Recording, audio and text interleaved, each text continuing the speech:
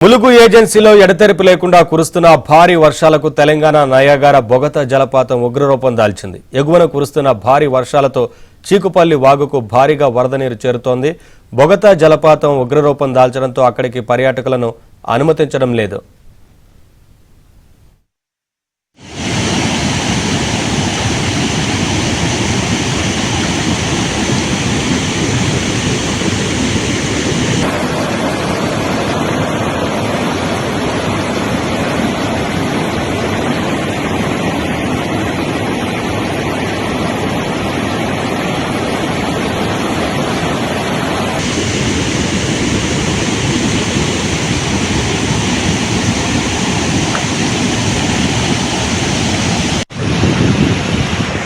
పల్లి వాగుకు భారీగా వరద నీరు చేరుతోంది.